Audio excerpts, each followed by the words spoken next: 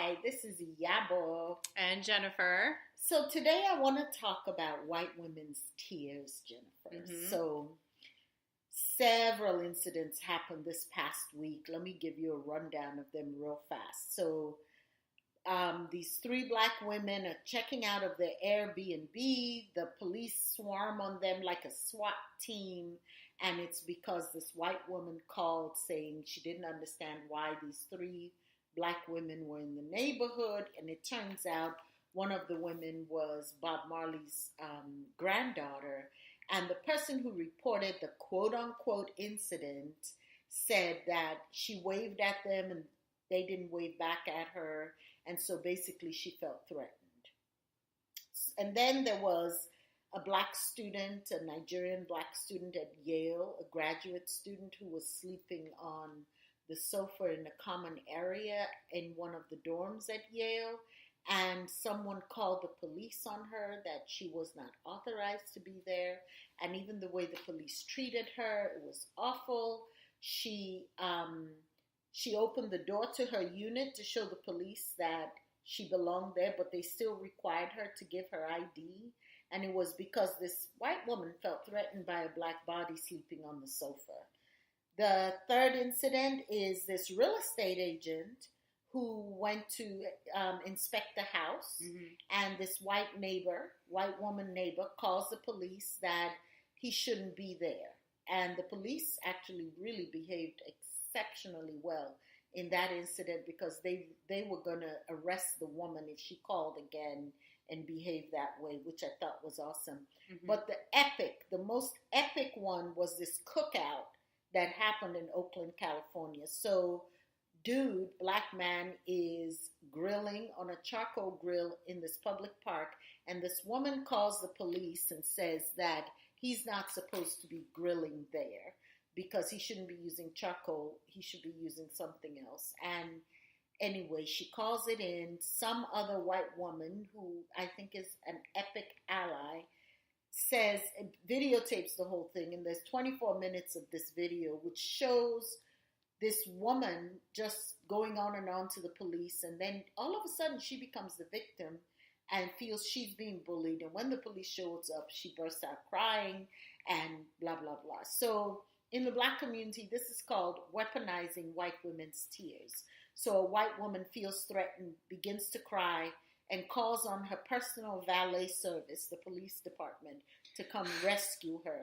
Rapunzel, Rapunzel, let down your hair, right? There's all kinds of fairy tale-esque essences to all of this, right? And then I thought about how, and then this last one I talked about, what was so epic was how all these black people came to the park, had a major cookout, thousands of people dancing, doing the electric slide. I loved it. And what I had to explain to a couple of people was it was actually a celebration that a black man was not killed in the process of this white woman calling it in and reporting it. Because we know in this country how the black male body is considered the greatest threat to the purity and sanctity of the white female body. Yes.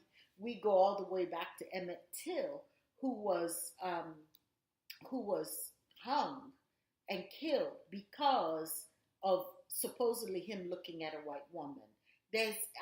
All the lynchings that happened had to do with black men disrespecting white women. So there's a cultural history to this issue. And it made me think about my white mother growing up in Nigeria. My mother, white American, Irish American. You know, I'm like my mom. I cry. When I'm stressed out, I cry. I have been told, Iyabo, as a professional woman, never let them see you cry at work. And I'm busy scratching my head saying, how is that possible? Because if I get stressed out, I'll cry. If I'm that frustrated, I'll cry. And so I think of my mom, right? And how my mom was like, my mom would cry. I mean, she was a girly girl. You know, she was a strong woman. Yeah. But she was a girly girl. When she and my dad would have arguments, or when I would frustrate the life out of her, which I did often, she would cry. Well, I think there's a difference between tears of authentic emotion and tears of manipulation or with some kind of intention to create a reaction in somebody else. Right. And, being emotional, being vulnerable, expressing emotion itself in the moment is very powerful. But you're talking about what I see, I think, for in this scenario, the woman calling the police at the barbecue, reacting, I think feeling, or in her mind, convincing herself that there was some kind of threat, but underneath is this sense of entitlement of, I know what's going on over there, and imposing her own judgment on something that really she had nothing to do with. Right. And if she had simply walked over, which we'll talk about in a minute, and engaged the people in a friendly way, she'd have quickly found out what was going on and addressed her own concern. But instead, as you said, she creates the whole victim scenario and calls the police and escalates the situation completely unnecessarily. Right. Now, somewhat related but unrelated is whenever the subject of race comes up and, white people and black people are talking, and all of a sudden, white women begin to feel victimized by the conversation. Oh, you're calling me racist. Mm-hmm. And then they start the tears again. Mm-hmm. And I think of the difference between how black women access their tears, or women of color, and how we access tears versus how white women access tears. Whether, okay, let's put the manipulation stuff in the back. In the back room. We don't like that. We don't want that. However, separate from that, I think is this access to emotions that happens that for some groups is culturally appropriate, for other groups is not. I don't know too many Nigerian women that give into their tears too often. Because it's almost like this girly feminization of women, this you're the weaker vessel kind of stuff, and it's the job of the man to protect you and all of this. Okay. Well, when there are not a whole lot of men in a community, and the women are father and mother to the entire family, you don't have time to cry too often. Right, and I understand that. I'm a single mother. Sometimes you just have to push, keep moving on, push through. But I think what you're saying, the response that it can elicit, and the relationship, we're back to white women, between white women and white men in this whole scenario, and creating that response of needing to protect. Right. And, I just wanted to touch on Emmett Till also, because the white women who are part of these scenarios, and a white woman who calls the police on a black man because she's feeling scared or whatever, that's her own action. But they're also a pawn or a tool in this scenario of white men wanting to control the agenda and wanting to control socially conditioned white women. And white women playing into that, and that's what bothers me, is allowing themselves to fall into this role of, oh, I should be scared of that black man over there, simply because, he's in my vicinity, and what's he doing over there? Instead of they should question that. Right. But they play along with it, and that's where I have an issue with white women doing that. This sense of entitlement. So let me touch on Emmett Till real fast. Born in 1941 in Chicago, he was visiting relatives in Mississippi. He was 14 years old, and he was accused of whistling at a white woman who was a cashier at a grocery store. And 4 days later, that cashier's husband and his half-brother, they kidnapped Till, beat him, and shot him in the head. And they went to trial. There was a white jury, an all-male white jury, and they were acquitted. The powerful thing about Till was his mother insisted on an open casket funeral, and basically Emmett Till fueled the civil rights movement, because when people saw that body, this was a 14-year-old boy, and this has been the pervasive, repeated narrative in this country that black men's bodies are physically threatening and sexually depraved. and blah, blah, blah, blah, blah, all this stuff, right? So for me, this thing of white women's tears and, valuing property over people's lives, because these black men that are being, reported, as was in Oakland and this Emmett Till situation, these are lives. The other three narratives we talked about, the Yale, the real estate agent was a guy, and the police could have gone in that house and shot him. But the Yale student and the women coming out of the Airbnb, black women are not exempt, as we know from Sandra Bland, right? Yes. Black women's narratives are also now being seen as being threatening, and somehow something's wrong with them being there. I can just say this on a personal level, that as a woman of color, I have been questioned when I've entered into certain spaces. Mm-hmm. And I have been followed around in a store. And there is nothing more painful than being told through the actions of other people how you are an outsider. You do not belong. And yeah, I've been in this country long enough to develop somewhat of a thick skin. Mm-hmm. But, those incidents happen, and I come home and I eat 3 cookies too many. And then I wonder the next day why I'm grumpy. And I wonder why I look at a white woman and just be like, ugh, whatever. Mm-hmm.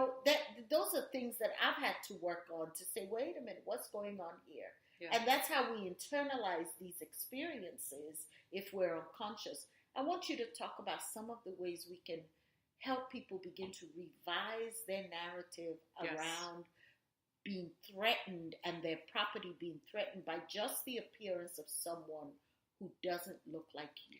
I want to help, and we'll go back to white women, feel empowered in that moment. I think they too easily rely on social conditioning, and that can be a whole variety of, motivations and intentions.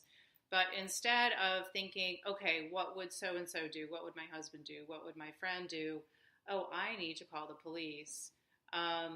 Instead, just stop for a minute. Okay, so there's something that is unsettling to you. We'll just say that. Something that you're either curious about or you feel uneasy about or whatever it is.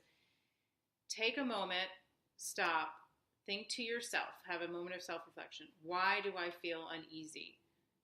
Is it because this person doesn't look like, someone who, if it's just straight up the way that they appear or, their appearance, you can take note of that. If it's something they're doing that looks possibly out of place, you can take note of that. So in this scenario with the woman who, at the barbecue, the man was just basically setting up a grill, right? So it wasn't that there was anything being done that was threatening to her directly. So in that scenario, okay, so there's no physical threat to me. Why not instead think of a way to learn more information? Bottom line, how can I do that? The best way to do that is to engage in some kind of conversation. If you don't want to have the intention of making friends with this person necessarily, you can simply walk up and introduce yourself and say, hey, I live here, or I live nearby, and, I go to this park a lot. I just wanted to say hello and kind of, ask you what's going on, or, something that in it, it doesn't have to be the most friendly thing, but how can you make a connection with that person to get the information that would help create more understanding between both parties? If you're too embarrassed, or if you're or you feel like, actually maybe, my reaction isn't really founded in, what's actually happening, then that's important to note.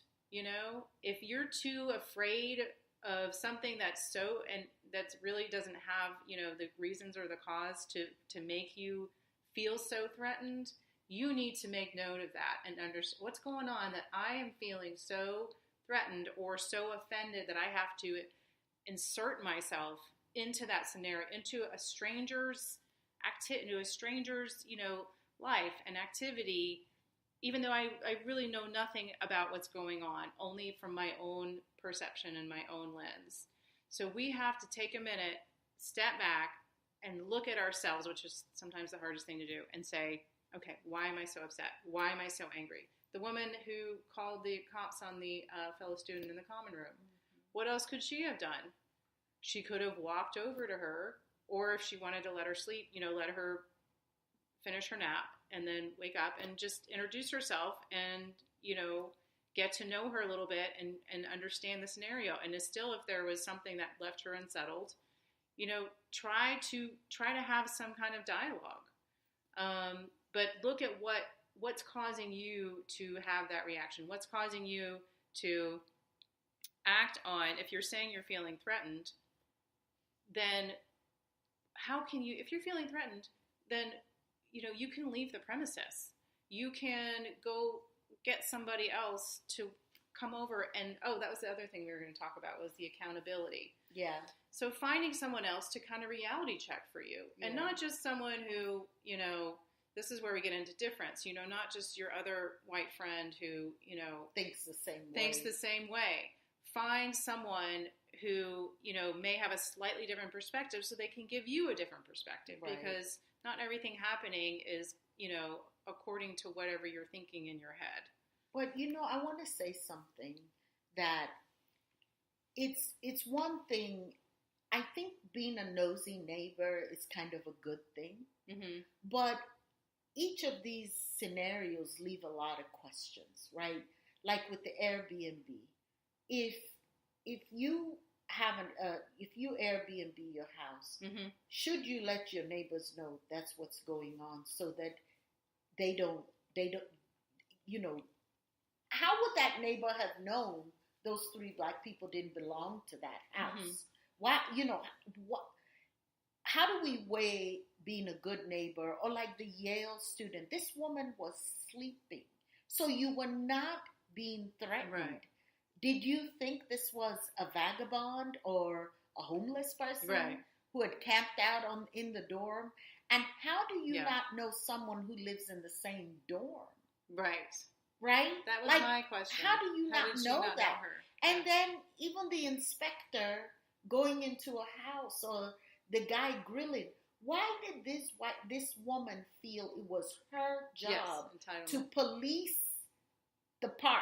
Yes. So, I think we need to begin to ask ourselves some hard questions. Where does neighborliness end, and just being, creating drama for other people? Where does that begin? But these are some of the things we explore in Present Pilgrimage, and thank you for listening in. Yes, another good conversation. Thank you.